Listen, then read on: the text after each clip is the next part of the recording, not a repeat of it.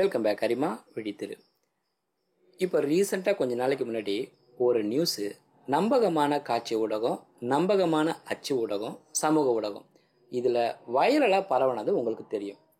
அதாவது பிஎஃப்ல இருக்கிறவங்களுக்கு ஒரு ஜாக்பாட் அறிவிப்பு.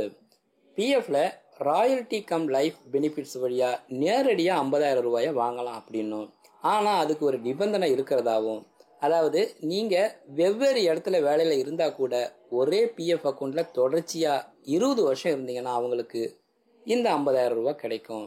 இந்த திட்டத்துக்கும் சிபிடிடி பரிந்துரை செஞ்சு இந்திய அரசும் அங்கீகாரம் வழங்கியிருக்கு. அதனால் பிஎஃப் மெம்பரு கூடுதலாக 50,000 ரூபாய் பணப்பலனை பெறலாம் அப்படின்னு நியூஸு வைரலாக பரவுச்சு. இது உண்மையா அப்படின்னு தெரிஞ்சுக்க இபிஎஃப் வெப்சைட்டில் சர்ச் பண்ணி பார்த்தா இது போல் எந்த ஒரு ஆர்டரையுமே பார்க்க முடியல. மேற்கொண்டு டைம் ஆனால் கூட பரவாயில்ல, இந்த செய்தி உண்மையா அப்படின்னு தெரிஞ்சுக்கிட்டு அதுக்கப்புறமா நம்ம யூடியூப்பில் வீடியோ பதிவு செய்யலாமே அப்படின்ட்டு தகவல் பெறும் உரிமை சட்டத்தில் நான் ஒரு கேள்வி கேட்டிருந்தேன். அதாவது தகவல் அறியும் உரிமை சட்டம் 2005 படி கீழே இருக்கிற கேள்விக்கு பதில் தேவைப்படுது அப்படின்னு கேட்டிருந்தேன். அது என்ன கேள்வினா, ஒரு பிஎஃப் மெம்பருக்கு இபிஎஃப்ல இருந்து ராயல்டி கம் லைஃப் பெனிஃபிட்ஸ் 50,000 ரூபாய் கொடுக்கறது சம்மந்தமான ரீசெண்டாக வெளிவந்த ஆர்டரு, சர்க்குலரு அல்லது நோட்டிஃபிகேஷன் தகவலுக்காக தேவைப்படுது அப்படின்னு கேட்டிருந்தேன்.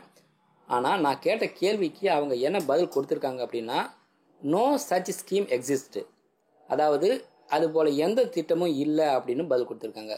இதுலேருந்து என்ன தெரியுது? காட்சி ஊடகம், அச்சு ஊடகம், சமூக ஊடகம் இது மூணுத்துலேயுமே வந்த செய்தி பொய்யானது. இப்போ நான் சொல்கிறது தான் உண்மையானது. இந்த பதிவு உங்களுக்கு பிடிச்சிருந்தா லைக் பண்ணுங்கள், சேனலை சப்ஸ்கிரைப் பண்ணுங்கள். மீண்டும் பயனுள்ள அடுத்த பதிவில் சந்திப்போம். நன்றி, வணக்கம்.